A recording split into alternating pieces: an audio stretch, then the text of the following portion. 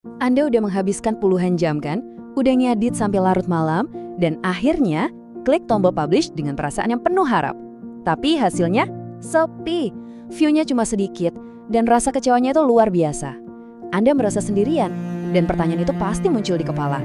Apa sebaiknya berhenti aja ya? Nah, kalau ini yang lagi Anda rasakan, pembahasan kali ini dibuat khusus untuk Anda.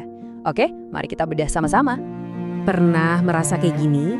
Perasaan di mana nilai diri Anda itu seakan-akan terikat sama angka-angka yang ada di layar? Ini tuh jebakan performa yang dialami banyak banget kreator.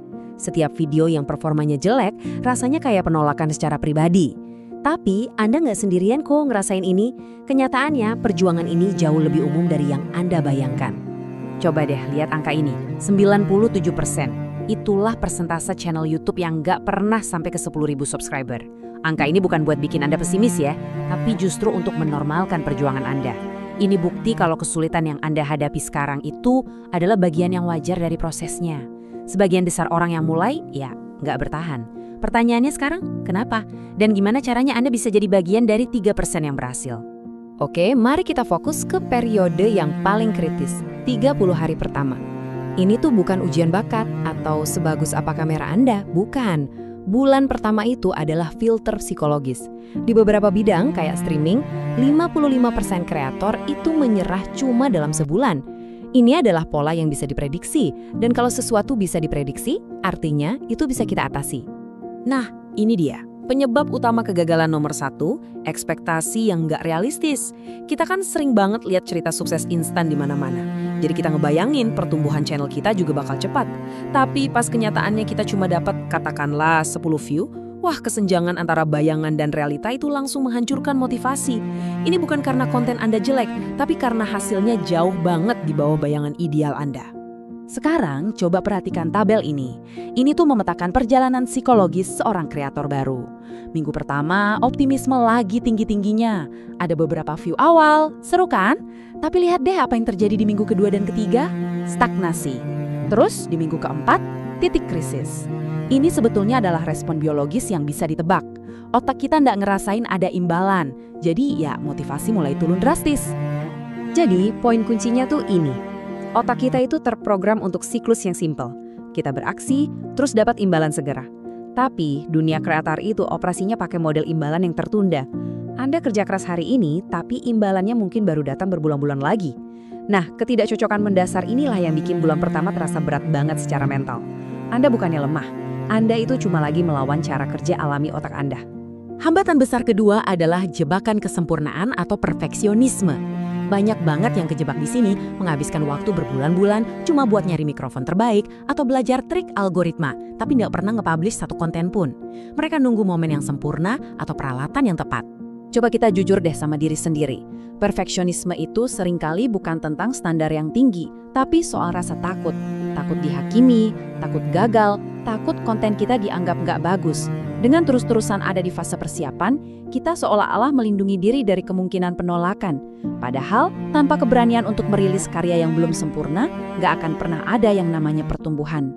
Nah, disinilah letak perbedaan mindset yang paling fundamental. Kreator yang akhirnya berhenti, mereka melihat 10 view itu sebagai bukti kalau mereka nggak berbakat. Sebaliknya, kreator yang bertahan, mereka melihat 10 view yang sama itu sebagai data. Data tentang thumbnail, tentang judul atau topik yang bisa diperbaiki lagi. Mereka nggak baper, nggak ngambil itu secara personal, mereka ngambil itu sebagai pelajaran untuk konten berikutnya. Banyak kreator baru yang merasa seolah-olah algoritma itu benci sama mereka. Kok video saya nggak disebar sih? Ini cara pandang yang emosional dan gak produktif. Kenyataannya, algoritma itu cuma mesin pengumpul data. Di awal perjalanan Anda, dia itu belum tahu siapa Anda atau siapa audiens yang pas buat konten Anda. Dia gak ngejudge, dia cuma lagi belajar. Coba deh kita lihat timeline yang lebih realistis ini. Bulan 1-3 itu kita sebut fase hening. View Anda rendah itu bukan karena konten Anda jelek, tapi karena algoritma lagi sibuk ngumpulin data. Nanti, baru sekitar bulan ke-3-6, titik baliknya mungkin terjadi. Kalau kita paham peta perjalanan ini, rasa gagal itu berubah jadi, oh ini fase yang normal. Oke, kita udah mendiagnosis masalahnya. Sekarang, solusinya gimana? Ini bukan soal punya tujuan yang lebih besar. Semua orang juga pengen sukses kan? Yang membedakan itu adalah sistem yang mereka punya. Keberhasilan itu nggak datang dari inspirasi yang tiba-tiba, tapi dari proses yang bisa diandalkan secara konsisten. Perbedaannya tuh jelas banget. Mereka yang berhenti seringkali kerjanya reaktif, nunggu inspirasi datang, baru deh ngerjain semuanya dari nol. Prosesnya jadi kacau dan menguras energi. Sebaliknya, mereka yang bertahan itu membangun semacam pabrik konten pribadi.